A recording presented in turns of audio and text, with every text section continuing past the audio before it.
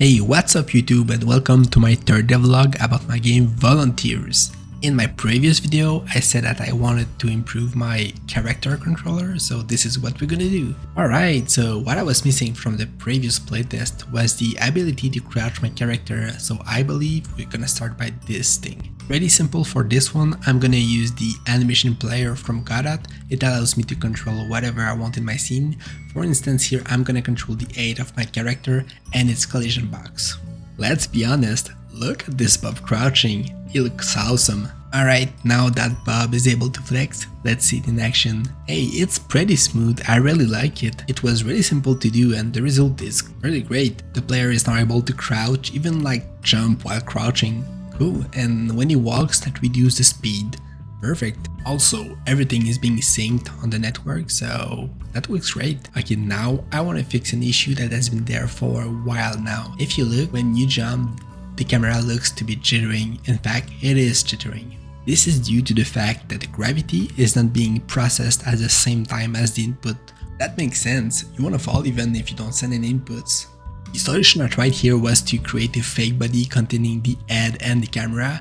This one's gonna try to follow as much as possible the actual body while being smooth.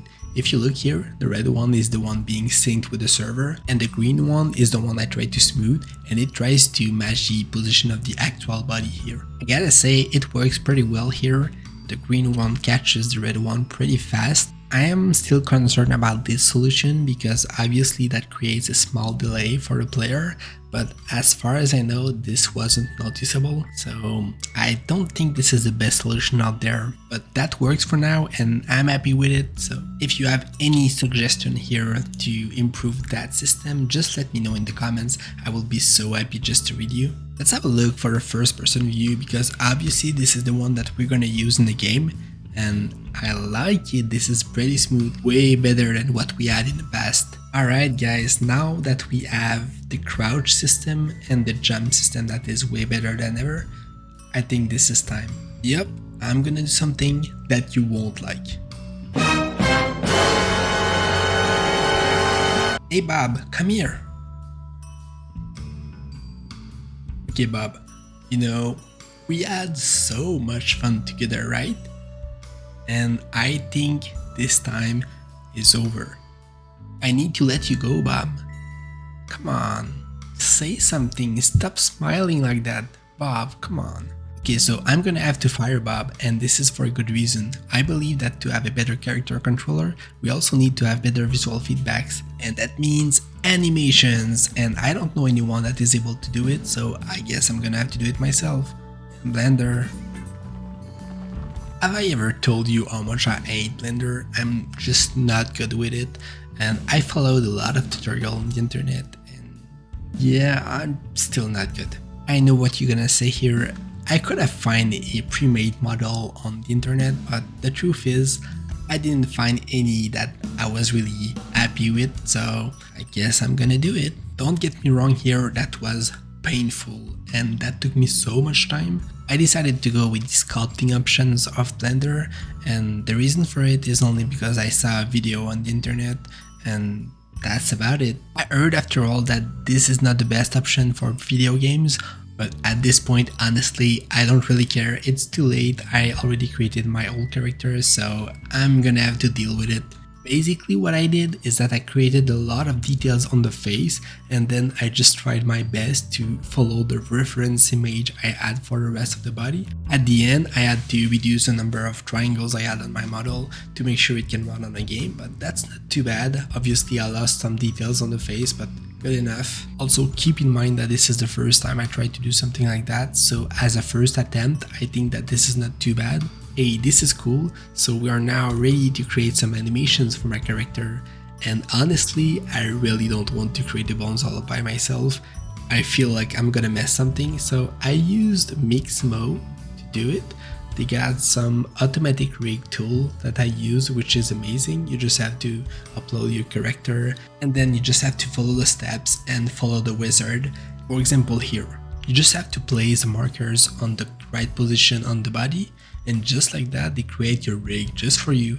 This is way faster than what I would have created and probably way better, and this is not too long to do. And the rig is ready. You can now apply every animations that are available on the website on your own character. This is so nice. Look at this, how smooth it is. Even if my model is far from perfect, it works so well. I'm happy with it.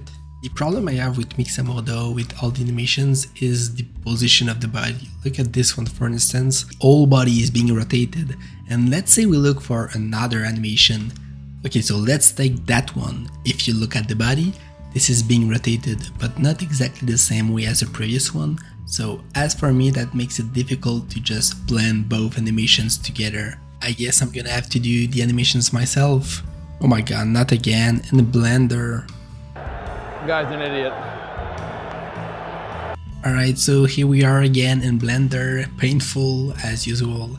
And I took a reference image here to create my walking animation. That wasn't that bad, but again, that's far from perfect, but good enough.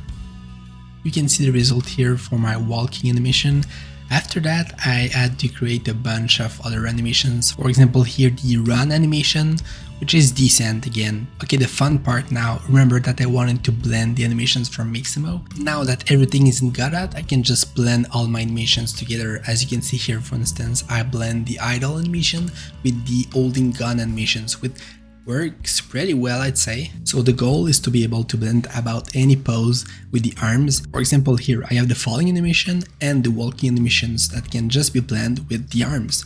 That works great, I'm really happy with it. And next, what I can do is to create a state for every pose and every position of the arms. This allows me to change easily the current animation just by switching two flags in the current animation player. We create a small enumeration here and then we send it to the current animation player, and that's about it. Just like that, voila, we have our animation working in the game. That's cool. Obviously at the end the setup won't be exactly like this. Right now I have a body in front of me trying to show off all these animations, and that's correct for the testing purpose, but at the end I will have to split up the body and the arms so the player only see his own arms. The good thing about this though is that everything is already working on the network.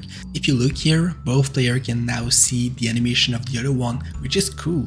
Okay, next point, let's add the weapon to our new model, just like that. Hey you, what are you pointing?